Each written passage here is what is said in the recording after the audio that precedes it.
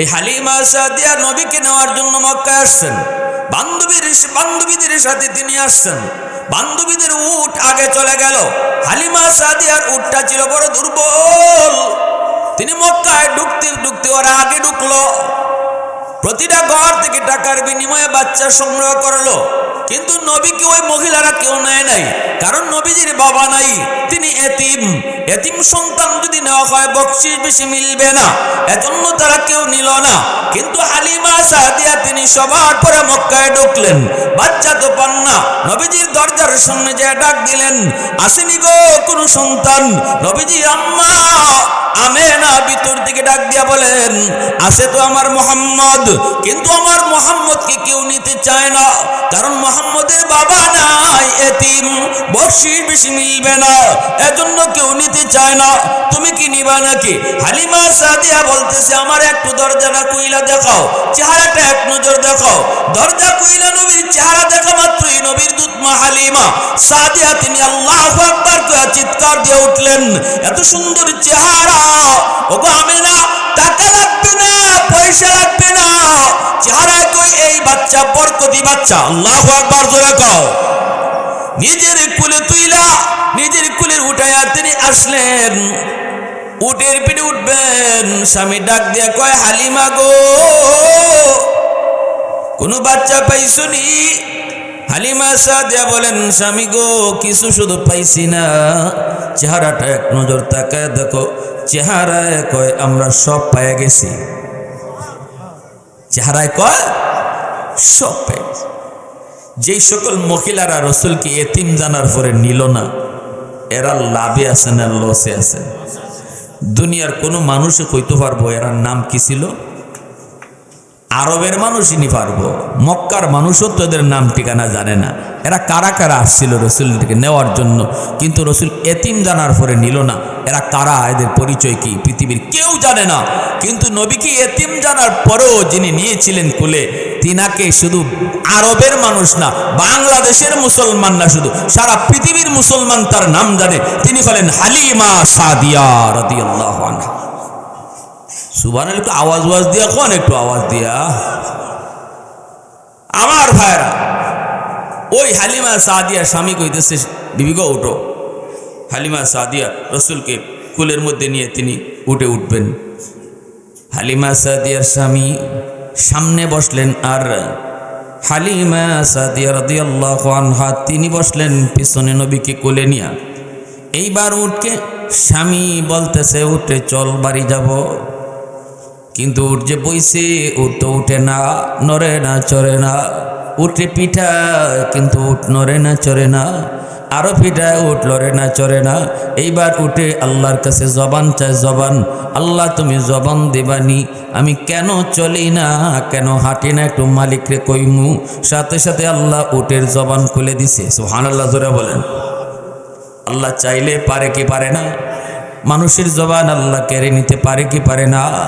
উটের জবান আল্লাহ দিয়া দিছে। এইবার উঠে ডাক দিয়া কয়, মালিক, আমারে যতই তুমি পিঠাও, আমি কিন্তু হাঁটবো না, উঠবো না, কারণ তোমার পিছনে তোমার বিবি কাকে কুলে নিয়ে বইছে তোমরা চিনো নাই, আমি উট তারে চিনে ফেলেছি। ইনি সরকারে দুজাহান, রহমাতুল লিল আলামিন, যেই নবীর উসিলায় আল্লাহ কায়নাত সৃষ্টি করলেন, ওই নবী যদি তোমার পিছনে বসে মালিক, তাহলে নবীর সাথে বেয়াদবি হয়। রসুলকে সামনে বসাও, তুমি পিছনে চলে যাও, আমি উটকে মারা লাগবে না, আঘাত করা লাগবে না, আমি দ্রুত দৌড়াইতে শুরু করব। সাথে সাথে হালিমা সাদিয়ার স্বামী ডাক দিয়া কয়, হালিমা গো, কারে লইয়া আইছো? আমরা যারে চিনি না, কিন্তু উটে তারে চিনে। হালিমা সাদিয়া নবীকে কুলে নিয়ে সামনে চলে আসলেন, আর স্বামী যায় পিছনে বসলো। অটোমেটিক উটটা উঠে গেল, দৌড়াইতে শুরু করলো। আবার উটটা ডাক দেয়া কয়, মালিক, মক্কা আসার পথে আমি উটের লাগাম ছিল তোমার হাতে, এখন যেহেতু রহমতের নবী আমার পিঠে বসছেন, আর জীবনে হয়তো আমার এই ভাগ্য মিলবে না। যদিও নবী ছোট দুধের বাচ্চা, তবু আমার নবীর নরম হাতে আমার উটের লাগামটা ধরায় দাও।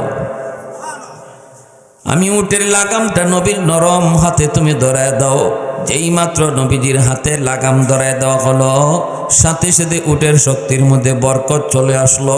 যেই উট আসার সময় আসতে পারে না, গায়ে তার শক্তি নেই, এই উটের শক্তির মধ্যে বরকত বাড়ায় দিলেন কে? আর একটু জোরে বলেন না কে?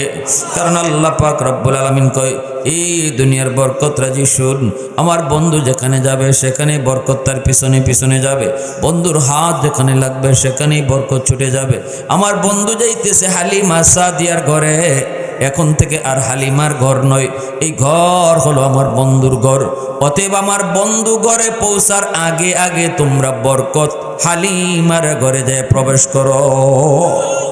লাল হারাম যার জীবনে নেই, জায়েজ নাজায়েজ যে বুঝে না, যা পায় তা খায়, যা দেখতে মন চায় তা দেখে, যা শুনতে মন চায় তা শুনে, যার সাথে রাত থাকতে মন চায় তার সাথেই রাতে থাকে। আল্লাহ বলেন, এ তোমাদের কাছে মানুষ হইল, আমার কাছে মানুষ না। কারণ এই বৈশিষ্ট্য মানুষের না, এই বৈশিষ্ট্য হইল জীব জানোয়ারের, হাইওয়ানের। হাইওয়ানের জীবনে জায়েজ নেই নাজায়েজ নেই, হালাল নাই হারাম নাই, বৈধ নাই অবৈধ নেই। একটা হাইওয়ান গরু ছাগল যা মন চায় তা কয়, যা মন চায় তা খায়, যা মন চায় তা দেখে, যার সাথে মন চায় তার সাথেই মিলে। অতএব মানুষ হয়ে যদি তোমার মধ্যে এই বৈশিষ্ট্যই থাকে, আল্লাহ বলেন তুমিও মানুষ না, তুমি ওই হাইওয়ানের মতো। ঠিক কিনা? এই কথাটা আল্লাহ অন্য জায়গায় বলছেন, উলাইকা কাল আনআম বাল হুম আদল, বরং এর চেয়েও নিকৃষ্ট বলছে। কারণ হাইওয়ানের কাছে তো ওয়াজ নসিহত হয় না, গরু ছাগলের মাহফিল হয়নি, মানুষের মাহফিল হয় না। তো গরু ছাগলটা কেউ বুঝায়ও না, মাহফিলও হয় না, জুম্মা তো যায় না গিয়া যে বয়ান শুনতো। অতএব একটা গরু যা মন চায় তা করতে পারে, কিন্তু তুমি মানুষ, তুমি ওয়াজও না আইলেও তোমার কানও কিছু আওয়াজ যাইতেছে, ঠিক না? নামাজ ফরন লাগবো, এটা তুমি ওয়াজও না আইয়া বইলেও জানো। হ্যাঁ, সুদ খাওয়া হালাল না হারাম এটা তুমি জানো, যে তুমি জানো জান্যও খাইতেছে। তাহলে তুমি জানিয়ে যেটা অপরাধ করো, জানার পরেও তুমি এইভাবে চলো। অতএব তোমার জীবন আর হাইওয়ানের জীবন খালি সমান না, বরং হাইওয়ান থেকে তুমি আরো নিকৃষ্ট। ঠিক কিনা ভাই? একটা হাইওয়ান যা খুশি করতে পারে, কারণ তার লাগে জান্নাত জাহান্নাম নাই। গরু ছাগল মরলে এইরকম কোনো আইন নেই যে গরুর আল্লাহ জান্নাত দিব অথবা জাহান্নামে দেব। কিন্তু তুমি মানুষ তো জানো তোমার জন্য জান্নাত জাহান্নাম বানানো হয়েছে, এটা জানার পরেও যদি তুমি হাইওয়ানের মতো চলো, অতএব আল্লাহ বলে তুমি হাইওয়ানের মতো না, শুধু বাল হুম আদল, এর চেয়েও নিকৃষ্ট। অতএব গরুর বাচ্চা জন্ম নিলে গরু হয়, মুরগির বাচ্চা জন্ম নিলে মুরগি হয়, কিন্তু মানুষের বাচ্চা জন্ম নিলে মানুষ হয় না, তারে মানুষ বানাইতে হয়। আর মানুষ বানানোর শিক্ষা হলো কোরআনের শিক্ষা। এই কথাটা আল্লাহর কথা। এজন্য আমার ভাইরা বন্ধুরা, যুবক, কেন আমি সন্তানকে মাদ্রাসায় পড়াবো? কারণ এই মাদ্রাসায় সন্তান পড়লে মানুষের সন্তান হয়। আগে সন্তানরে মানুষ বানাও, এরপরে তুমি তারে ডাক্তার বানাও, ইঞ্জিনিয়ার বানাও, প্রফেসর বানাও। মানুষের সন্তান না বানায় যদি ডাক্তার বানাও, সে ডাক্তার হবে না, ডাকাত হবে।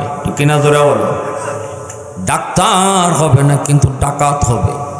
সমাজে ডাক্তারের নামে বহু ডাকাত আসেনি না নেই? 20,000 টাকার লোভে পড়ে যেই ডাক্তার কয় normal delivery case, normal delivery কেসের রুগীরে বলতেছে সিজার করা লাগবে। সিজার যদি না করা হয় বাচ্চাও মারা যাবে, মাও মারা যাবে। অথচ ডাক্তার ভালো করে জানে নর্মাল ডেলিভারি হবে। 20-30 হাজার টাকার লোভে পড়ে যেই ডাক্তার সুস্থ একজন মহিলাকে চিরদিনের জন্য অসুস্থ বানায় দেয়, ওই ডাক্তারকে ডাক্তার বলবেন না, ডাকাত বলবেন। টেস্টের প্রয়োজন নাই, আপনার টেস্ট লাগে না, এরপরে যে ডাক্তারে 10টা 20টা টেস্ট দেয়, প্রতিটা টেস্ট থেকে তার জন্য আলাদা পার্সেন্টেজ আসে। আপনি ওই টেস্টের রিপোর্ট বাও করতে যে আপনার গরু বেচতে হলো, জায়গা বেচতে হলো, যেই ডাক্তার কয় তুমি গরু বেচো আর জায়গা বেচো, আমার দরকার টাকা, এই ডাক্তারকে ডাক্তার বলবেন না, ডাকাত বলবেন। এজন্যই বলতেছিলাম আগে সন্তানকে মাদ্রাসায় পড়ায় মানুষের সন্তান বানাও, এরপরে যদি তারে আলেম তুমি বানাইতে নাও চাও, হাফেজ তুমি বানাইতে নাও চাও, ডাক্তার বানাইতে চাও, অসুবিধা নেই, আমরা কখনো নিষেধ করব না। সবাই যদি মুফতি সাহেব আর হাফেজ সাহেব হয়ে যায়, ডাক্তার হবে কে, ইঞ্জিনিয়ার হবে কে, পাইলট হবে কে? বানান, আপনি পাইলট বানান আর ইঞ্জিনিয়ার বানান, তবে আমাদের প্রথম কথা হলো আগে তারে মানুষের বাচ্চা বানান। শিশুকালটা আমার সন্তানের মাদ্রাসায় পড়াও। শিশুকালটা যদি সন্তান মাদ্রাসায় পড়ে, যুবক সন্তান মানুষের সন্তান হইয়া গর্বে, কোরআন ভিতরে ঢুকলো তো মানুষ হলো, আমার নবীর পরিচয় তার দিলের ভিতরে ঢুকলো তো মানুষের সন্তান হলো। হালাল হারাম জায়েজ না জায়েজ বিধি বিধানগুলো আমার সন্তানকে শিশুকালে শিখাবে। কোথায় পড়ালে? কয় মাদ্রাসায় পড়ালে। কেজি স্কুলে যদি পড়াও তারে আগডুম বাগডুম গোড়াডুম সাজে শিখাইব, ওই দেখা যায় তাল গাছ ওই আমাদের গা শিখাইব, ব্যাঙ্গের ফাল সাইকেল দৌড়ানি শিখাইব। কিন্তু মাদ্রাসায় যদি আমার সন্তানকে তুমি ভর্তি করো, মাদ্রাসায় যদি তুমি তোমার সন্তানকে ভর্তি করো, ওই দেখা যায় তাল গাছ না দেখায় তারে কইব ওই দেখা যায় সোনার মদিনা। সন্তানকে কইব বাবা বলো ওই দেখা যায় মক্কা, ওই দেখা যায় মদিনা, ওই দেখা যায় তাল গাছ না, ওই দেখা যায় মদিনা, ওই দেখা যায় মক্কা। সন্তানের শিশুকালে দিলের ভিতরে মক্কা মদিনা ঢুকায় দাও। এই সন্তান ঢাকা ভার্সিটিতে গেল, মক্কা নাম শুনলেই সম্মান করবে, মদিনা নাম তার দিলের ভিতরে বসে যাবে, মদিনাওয়ালার ছবি তার চেহারার সামনে ভাসবে। ঢাকা ইউনিভার্সিটি বাংলা বিভাগেও যদি ভর্তি হয়, নাস্তিকদের ভিড়ে যায়, ও সন্তান নাস্তিক হবে না, কারণ শিশুকালে বাপ মা তার মাদ্রাসায় পড়ায়া দিলের ভিতরে মদিনা আইকা দিয়া দিছে। আওয়াজ দিয়া বলা ঠিক কিনা? আরো জোরে বলো ঠিক কিনা?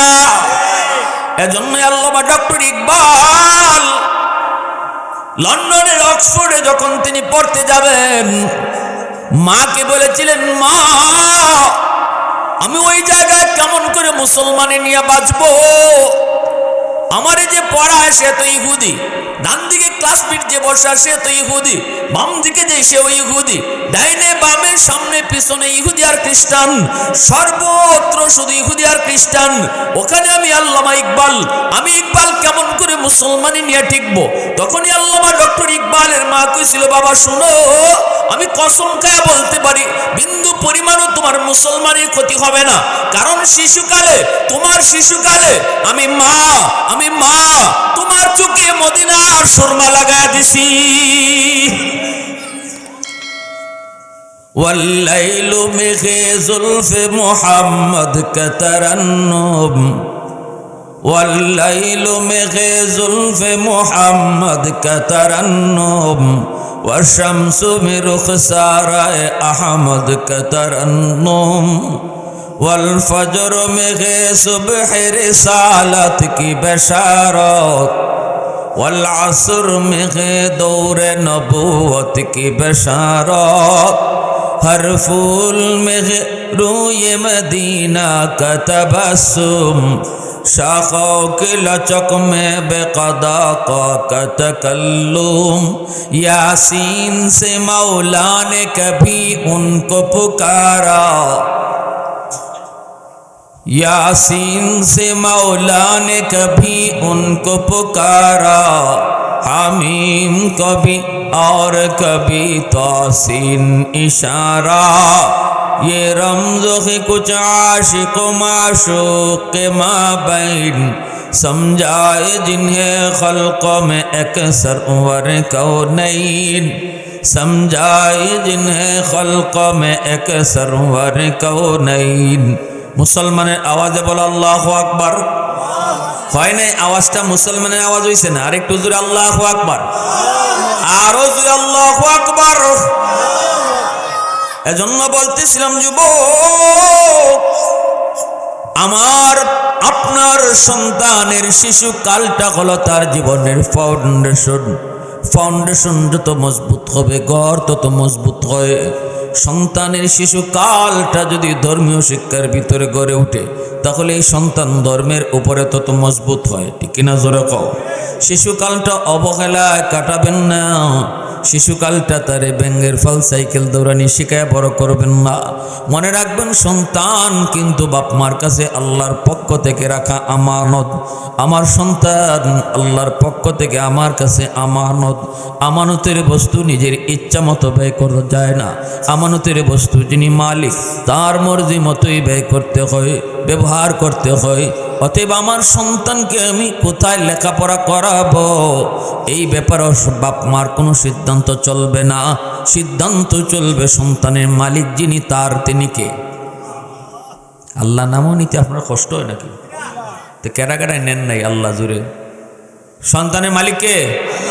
আরেকটু জুড়ে, সন্তানের মালিক আল্লাহ। আমি আপনি আমানতদার, আমি আপনি আমানতদার। কিয়ামতের ময়দানে যে সকল বাপ মা আমানতে খেয়ানত করবেন, সন্তানকে নিজের মর্জি মতো লেখাপড়া করাইবেন, যেভাবে মন চাইবে পড়াইবেন, যা মন চায় তা শিখাইবেন, হাসরের মাঠে এই সন্তান মা বাবার বিরুদ্ধে আল্লাহর আদালতে মামলা দিবে। সন্তানে মামলা দিবে বাপ মার বিরুদ্ধে। কি কইব? রব্বানা আতিহিম দিফাইনি মিনাল আযাব ওয়ালআনহুম লানান কাবীরা। সন্তানে কইব, আল্লাহ আমার মারে বাবারে ডাকো, আজকে যে আমি সুদখোর হয়েছি, আমি যে ঘুষখোর হয়েছি, আমি যে হারাম খাইছি, আমি যে জাহান্নামী হয়েছি, এর জন্য আমার বাপ মা দায়ী। আমার বাপ মারে আমার সামনে হাজির করো, জিগাও তারা আমানতদারি রক্ষা করছেনি। শিশুকালে আমারে কোথায় ভর্তি করছিল, শিখাইবার কথা আমারে কোরআন, দেখাইবার কথা আমারে মক্কা মদিনা, শিখাইছে ব্যাঙ্গের ফাল, শিখাইছে সাইকেল দৌড়াইনি, দেখাইছে তাল গাছ, দেখাইছে। আমার মা আমার বাবা তারা তো ভালো করে জানতেন আমি তো ছোট মানুষ, কোথায় পড়বো আমি তেমন বুঝি না, আমার সিদ্ধান্ত চলে না। আমার উপরে আমার বাপ মার সিদ্ধান্ত ছিল, কেন তার সিদ্ধান্তে ভুল করলেন? আমানতদারি কেন রক্ষা করলেন না?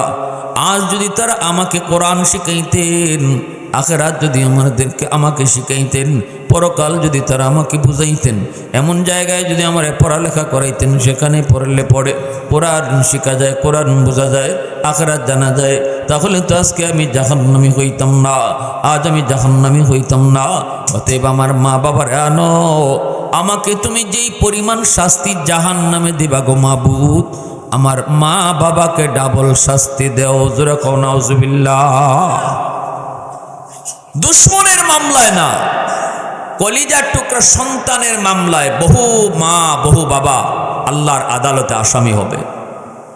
সন্তানের মামলা, দুশ্মনের মামলা হইলে তো মনে একটা বুঝ দেওয়া যাইতো, যে আমার দুশ্মনী করছে সারা জীবন, এ মামলা দিছে।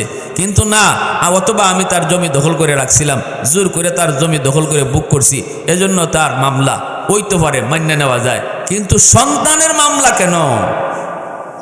সন্তানের মামলা কেন? যেই সন্তানের জন্য আমি রাতকে দিন বানালাম, যেই সন্তানের জন্য রক্ত পানি করলাম, যেই সন্তানের জন্য নিজে নতুন কাপড় পরলাম না, ঈদের নতুন কাপড় সন্তানকে কিনে দিলাম, যে সন্তানের জন্য আমি না ঘুমাইয়া তারে পাহারা দিলাম, আজকে এই সন্তান আমার আল্লাহর আদালতে আসামি বানাই দিছে। কষ্ট লাগবে না? লাগবে না? এরপরে এই জায়গায় কোন নেতা নেত্রী আদর্শ পড়ানো হয় না রে যুবক। আমার আপনার নবী আদর্শের মূর্ত প্রতীক, যেই নবীর আখলাক ছিল খুলুকে আজিম, উত্তম চরিত্রের অধিকারী। পৃথিবীতে আমার আপনার নবীর মতো এত সুন্দর চরিত্র আর কারো ছিল না। ওই চরিত্র এই মাদ্রাসায় পড়ানো হয়। নবীজির ওয়ারিস উলামায়ে কেরাম, এর অর্থ হলো উলামায়ে কেরাম নবীর খুলুকে আজিমের ওয়ারিস। নবীজি যে আখলাক ওয়ালা ছিলেন, ওই আখলাক এই মাদ্রাসায় পড়ানো হয়। নবীজির আখলাক কেমন ছিল? আমার নবী দয়ার নবী, তিনি মা পান নাই, বাবাও পান নাই। জন্মের আগে নবী বাবা হারালেন, বুঝ হওয়ার পরপরই নবী মা হারালেন। মার খেদমত করার সুযোগ নবীজি পান নাই। আব্বা ডাকের ভিতরে কত মজা, রসুল তা জানতেন না, নবী তা সেটা বুঝতেন না। আবার মা তিনিও হারাইলেন 6 বছর বয়সে, অবুঝ বয়সে। এজন্য রসুল মার কবরে পাশ দিয়ে গেলেই মক্কা মদিনার মাঝামাঝি আবুয়া নামক জায়গায় রসুল যখনই যাইতেন, তখনই উঠে পিঠ থেকে নাই মা রসুল মার কবরের পাশে যায় কাঁদতেন, উম্মতকে শিখাইতেছেন। একদিন নবীজি সাহাবায়ে কেরামদেরকে নিয়ে এক জায়গায় বসা, ওই অবস্থায় একজন বুড়া মহিলা নবীজির কাছে আসতেছেন, লাঠি বর দিয়া। রসুল সাহাবায়ে কেরামদেরকে রাইখা নবীজি তিনি দৌড় দিয়ে চলে গেলেন মহিলাকে সম্মান জানানোর জন্য। সাহাবায়ে কেরাম পিছনে পিছনে রওনা দিলেন। ওই মহিলাকে এত সম্মানী, যেই মহিলাকে সম্মান জানাইতে দু জাহানের বাদশাহ দৌড়ে যাইতেছে। সাহাবায়ে কেরাম পিছনে পিছনে রওনা। আল্লাহ নবী মহিলার কাছে এসে নবী বলতেছেন, মা গো, কেন কষ্ট করে তুমি নবীর দরবারে, আমাকে কেন তুমি বললা না গো মা? আমি মুহাম্মদ তোমার দরবারে হাজির হয়ে যেতাম। আল্লাহু আকবার, জোরে বলো। এই অবস্থায় নবীজি তার পরনের নবুয়তি চাদর নবীজি মাটিতে বিছায় দিলেন। আর নবী বলতেছেন, মা তুমি এই নবুয়তি চাদরে বসো, জুতা সহ বসে পড়ো। নবীজি তিনি জুতা সহ চাদরে বসে, নবীজির সামনেই তিনি জুতা সহ নবীর চাদরে বসে পড়লেন। আপনারা বলুন তো, নবীর চাদরের দাম আছে না নাই? কি যার দাম একটু শুনেন তাহলে। নবীজির দেহ মুবারকের সাথে যেই জিনিসটাই লাগে, এই জিনিসটা কত দামি হয়, কত দামি হয়। মেশকাত শরীফের সরা মেরকাতের মধ্যে আল্লামা মোল্লা আলী কারি রহমতুল্লাহ আলাইহি লিখেন, নবীজি যেই মদিনায় শুয়ে আছেন রে যুবক, ওই মদিনায় নবীজির রওজা শরীফি, নবীজির দেহের সাথে যেই মাটি লেগে আছে, এই মাটিটার কি পরিমাণ দাম জাননি? নবীজির পবিত্র দেহ মুবারকের সাথে লেগে থাকা এক মুষ্টি মাটির দাম মদিনার মসজিদের চেয়েও বেশি, আল্লাহর ঘরখানা কাবার চেয়েও বেশি, বাইতুল মামুরের চেয়েও বেশি, সিদরাতুল মুনতাহার চেয়েও বেশি, এমনকি আল্লাহর আরশে আজিমের চেয়েও ওই এক মুষ্টি মাটির দাম বেশি। এই যদি হয় এক মুষ্টি মাটির দাম, নবীজির দেহ মুবারকের সাথে লেগে থাকার কারণে মাটির দাম যদি এত হয়ে গেল, যেই নবীর পরনে নবুয়তি চাদর সব সময় থাকতো, ওই চাদরটা তো এত দামি, চাদরটা নবী মাটিতে বিছায় বলতেছেন, মা গো মা, তুমি চাদরের মধ্যে বসে পড়ো। নবীজির সামনে তিনি বসে পড়লেন, রসুল জুতা খুলতে না করলেন। সাহাবায়ে কেরাম বলতেছেন, নবী গো, ওগো নবীজি, মহিলাকে, এই মহিষী নারী কে, কি তার পরিচয়? যিনি নবীর নবুয়তি চাদরে জুতা সহ বসলেন। আল্লাহু আকবার, জোরে কও। সাহাবায়ে কেরাম যখন প্রশ্ন রাখেন, নবীজি বলেন, সাহাবীরা শোনো, তোমরা তো ভালো করে জানো তোমাদের নবীর বাবা জন্মের আগেই তিনি দুনিয়া ছেড়ে বিদায় নিয়েছেন। আমি জন্মের আগেই বাবা হারালাম, এরপরে বুঝ হওয়ার পরপরই মা হারালাম, তা তো তোমরা ভালো করে জানো। সাহাবায়ে কেরাম বলে, নবী গো, ভালো করে জানি। এইবার রসুল বলেন, নবীর একজন দুধমা রয়েছে, সেই দুধমার নাম তোমরা জানোনি? সাহাবায়ে কেরাম বলে, নবী গো, আপনার দুধমার নাম হালিমা সাদিয়া। এইবার রসুল বলতেছেন, এতদিন শুধু নাম শুনেছ, কোনোদিন দেখো নাই, আজকে ভালো করে দেখে নাও। নবীর নবুয়তি চাদরে যেই মহিলা বসছেন, ইনি হলেন নবীর দুধমা, যার নাম হলো হালিমা সাদিয়া। আল্লাহু আকবার। এই হালিমা সাদিয়া নবীকে নেওয়ার জন্য মক্কায় আসছেন। বান্ধবীদের সাথে তিনি আসছেন। বান্ধবীদের উট আগে চলে গেল। হালিমা সাদিয়ার উটটা ছিল বড় দুর্বল। তিনি মক্কায় ঢুকতে ওরা আগে ঢুকলো। প্রতিটা ঘর থেকে টাকার বিনিময়ে বাচ্চা সংগ্রহ করলো। কিন্তু নবীকে ওই মহিলারা কেউ নেয় নাই, কারণ নবীজির বাবা নাই, তিনি এতিম। এতিম সন্তান যদি নেওয়া হয় বকশিশ বেশি মিলবে না, এজন্য তারা কেউ নিল না। কিন্তু হালিমা সাদিয়া তিনি সবার পরে মক্কায় ঢুকলেন, বাচ্চা তো পান না। নবীজির দরজার সামনে যে ডাক দিলেন, আসেনি গো কোন সন্তান? নবীজি আম্মা আমেনা ভিতর থেকে ডাক দিয়া বলেন, আছে তো আমার মোহাম্মদ, কিন্তু আমার মোহাম্মদকে কেউ নিতে চায় না, কারণ মোহাম্মদের বাবা নাই, এতিম, বকশিশ বেশি মিলবে না, এজন্য কেউ নিতে চায় না। তুমি কি নিবা নাকি? হালিমা সাদিয়া বলতেছে, আমার একটু দরজাটা কইলা দেখাও, চেহারাটা এক নজর দেখাও। দরজা কইলা নবীর চেহারা দেখা মাত্রই নবীর দূত মা হালিমা সাদিয়া তিনি আল্লাহু আকবার কইয়া চিৎকার দিয়ে উঠলেন, এত সুন্দর চেহারা, ওগো আমেনা, টাকা লাগবে না, পয়সা লাগবে না, চেহারায় কই এই বাচ্চা বরকতি বাচ্চা। আল্লাহু আকবার জোরে কও।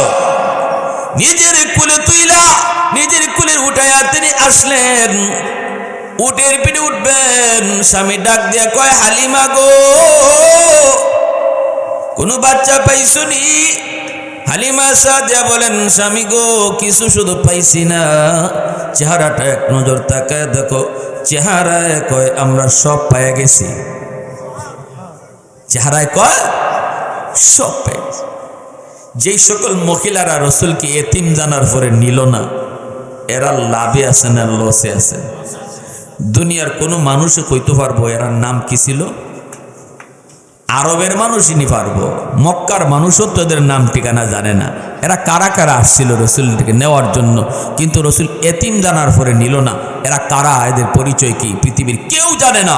কিন্তু নবীকে এতিম জানার পরেও যিনি নিয়েছিলেন কুলে, তিনাকে শুধু আরবের মানুষ না, বাংলাদেশের মুসলমান না, শুধু সারা পৃথিবীর মুসলমান তার নাম জানে। তিনি হলেন হালিমা সাদিয়া রাদিয়াল্লাহু আনহা।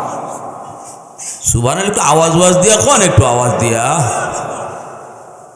আমার ভাইরা, ওই হালিমা সাদিয়া স্বামী কইতেছে, বিবি গো উঠো। হালিমা সাদিয়া রসুলকে কুলের মধ্যে নিয়ে তিনি উঠে উঠবেন। হালিমা সাদিয়ার স্বামী সামনে বসলেন, আর হালিমা সাদিয়া রাদিয়াল্লাহু আনহা তিনি বসলেন পিছনে নবীকে কোলে নিয়া। এইবার উঠকে স্বামী বলতেছে, উঠে চল বাড়ি যাব। কিন্তু উঠ যে বইছে, উঠ তো উঠে না, নড়ে না, চড়ে না। উঠে পিঠা, কিন্তু উঠ নড়ে না, চড়ে না। আরো পিঠা, উঠ লড়ে না, চড়ে না। এইবার উঠে আল্লাহর কাছে জবান চায়, জবান, আল্লাহ তুমি জবান দেবানি, আমি কেন চলি না, কেন হাঁটি না, একটু মালিকরে কইমু। সাথে সাথে আল্লাহ উটের জবান খুলে দিছে। সুবহানাল্লাহ জোরে বলেন। আল্লাহ চাইলে পারে কি পারে না? মানুষের জবান আল্লাহ কেড়ে নিতে পারে কি পারে না? উটের জবান আল্লাহ দিয়া দিছে। এইবার উঠে ডাক দিয়া কয়, মালিক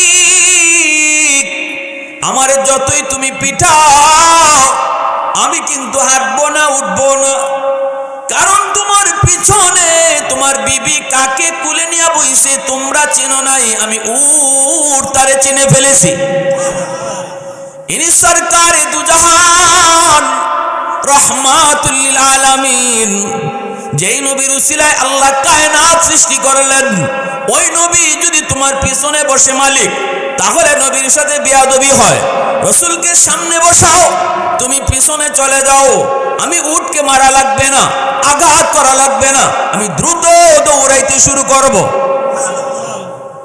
সাথে সাথে হালিমা সাদিয়ার স্বামী ডাক দিয়া কয়, হালিমা গো কারে লইয়া আইছো?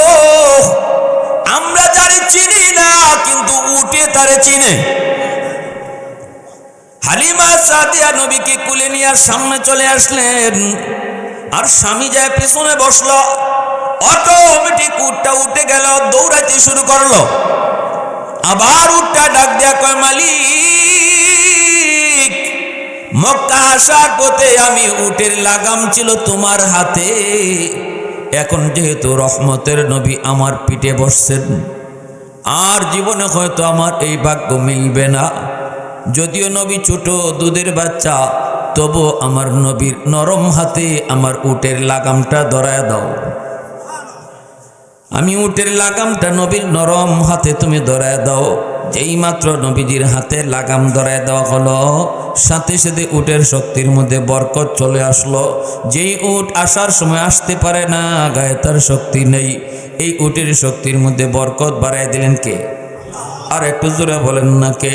কারণ আল্লাহ পাক রব্বুল আলামিন কয়, এই দুনিয়ার বরকত রাজি শুন, আমার বন্ধু যেখানে যাবে সেখানে বরকত তার পিছনে পিছনে যাবে, বন্ধুর হাত যেখানে লাগবে সেখানেই বরকত ছুটে যাবে। আমার বন্ধু যাইতেছে হালিমা সাদিয়ার ঘরে, এখন থেকে আর হালিমার ঘর নয়, এই ঘর হলো আমার বন্ধুর ঘর। অতএব আমার বন্ধু ঘরে পৌঁছার আগে আগে তোমরা বরকত হালিমার ঘরে যায় প্রবেশ করো। অল্প সময়ের ভিতরে বান্ধবীদেরকে ক্রস করে ফেললেন। বান্ধবীরা কয়, কি গো হালিমা, এটা কি যাবার সময় যেই উটটা ছিল এটাই নাকি অন্য উট?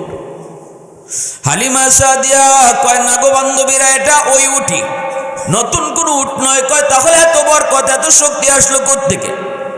হালিমা সাদিয়া বলতেছেন, যাবার সময় উটের লাগাম ছিল আমার স্বামীর হাতে, এখন বাড়ি যাবার পথে উটের লাগাম রহমতের নবীর হাতে, বরকতি নবীর হাতে উটের লাগাম। এজন্য উটের শক্তির মধ্যে বরকত চলে এসেছে, এর মধ্যে বরকত চলে এসেছে। হালিমা সাদিয়া নবীর চেহারা দেখা কয় সুন্দর। আমেনা কয়, তুমি কি কইছো সুন্দর?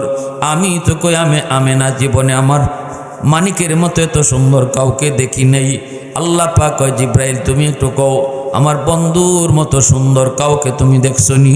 জিব্রাইল কয়, নবী গো, ওগো আল্লাহ, পূর্ব থেকে পশ্চিম, উত্তর থেকে দক্ষিণ, তামাম দুনিয়া আমি জিব্রাইল সফর করেছি, কোথাও তোমার বন্ধুর মতো দ্বিতীয় আর একজন এত সুন্দর দেখি নেই। এইবার আল্লাহ পাক বলতেছে, এ জিব্রাইল তুমি কেমনে দেখবা, আমিনায় কেমনে দেখবো, হালিমাও কেমনে দেখবে, পৃথিবীর মানুষই বা কেমনে আমার বন্ধুর মতো আরেকজন দেখবে? আমি আল্লাহ কি বলি শোনো, আমার বন্ধুর মতো দ্বিতীয় আরেকজন পৃথিবীতে আমি সৃষ্টি করি নাই, করবো না। আওয়াজ দিয়া কও না সুবহানাল্লাহ, আর একটু জোরে কও না সুবহানাল্লাহ। উলফত মে তেরি ওয়াইসি নে দান কুতুরা, বু বকর উমর নকশে কদম তেরা ন ছোরা, আয়ো শাক নবী ওয়াকে আসরারে মদিনা, সুলতান কা সুলতান হে সুলতান মদিনা, सरकार का सरकार है सरकार मदीना, गुलजार का गुलजार है गुलजार मदीना, अल्लाह ने मक्का ही में ये काबा बनाया, इस काबा का काबा तेरे मरकद को बनाया, ऐसा लम्हा जी चले जा राह मदीना, सुल्तान का सुल्तान है सुल्तान मदीना, सरकार का सरकार है सरकार मदीना, गुलजार का गुलजार है गुलजार मदीना। मोहब्बते बोलें अल्लाहु अकबर, आरो जोरे बोलें अल्लाहु अकबर। ला इलाहा इल्लल्लाह, सबाई ला इलाहा इल्लल्लाह,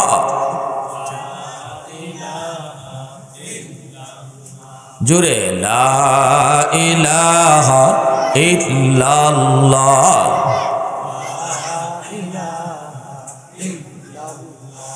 ला इलाहा इल्लल्लाहु मुहम्मदुर रसूलुल्लाह।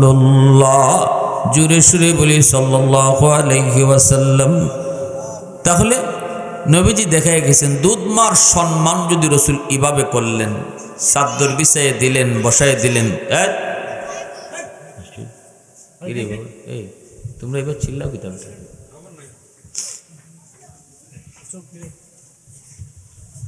দুধমার সম্মান যদি রসুল এভাবে করলেন, নিজের মারে ফাইলে কেমন সম্মান করতেন? ও যুবক, আজকে তোমার সন্তান যদি মাদ্রাসায় পড়ে রসুলের এই আদর্শটাই শিখবে, বাবার খেদমত করবে, মার খেদমত করবে, মার কদর বুঝবে। আজকে সারা বাংলাদেশে খবর নিয়ে দেখেন, বৃদ্ধাশ্রম যেগুলাতে আছে, বড় বড় অফিসারের বাপ মা বৃদ্ধাশ্রমে, সন্তানে খাওয়ায় না, ফালে না। কিন্তু কোন বৃদ্ধাশ্রমে কোন হাফিজ সাহেবের আলেমের বাপ মারে কেউ পাইতো না। টাকা নাই, পয়সা নাই, বেতন কম, এরপরও বাপ মারে ফালাইতে রাখছে বৃদ্ধাশ্রমে, এমন নজির নাই।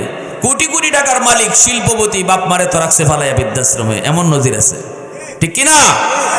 তো সন্তান কেন জন্ম দিছি? সন্তান জন্ম দিছি তো আমার সন্তান যেন আমার আখিরাতের ফুজি হয়, আমার সন্তান যেন আম্মা কইয়া মুখ বইরা ডাকে, আব্বা কইয়া মুখ বইরা ডাকে, অসুস্থ হলে বাবার মাথার পাশে বৈশা যেন কপালে হাতটা রাখে। বৃদ্ধাশ্রমে ফালাই দিবার লাগি সন্তান জন্ম দিছেন? মাতেন না কেন? তাইলে সন্তান কেন মাদ্রাসায় পড়াবো না? কেন পড়াবো না?